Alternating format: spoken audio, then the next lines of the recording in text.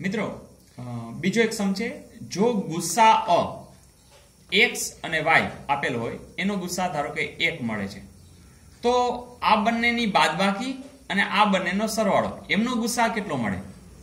જ્યારે આવા સમ હોય ને ત્યારે એનો એક નિયમના રૂપે જ આપણને ક્લિયર હોવું જોઈએ કે એમાં 1 અથવા 2 જ મળે.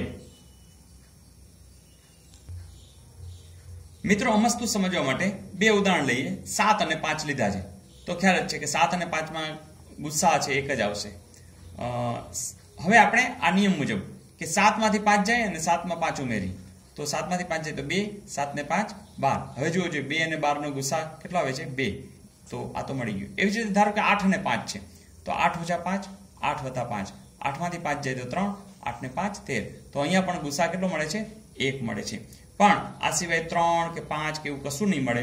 આ એક નિયમ જ છે કે જો કોઈ બે સંખ્યા છે એનો ગુસ્સા 1 હોય તો એમની બાદબાકી અને એમનો સરવાળો થી મળતી જે સંખ્યા છે એ હંમેશા એમનો ગુસ્સા કાં 1 હોય અથવા તો 2 જ હશે. આ આપણે કાયમ માટે યાદ રાખી લઈશું, જેથી આવું 1 માર્ક માટે આપણે તરત લખી શકશું. ઓકે.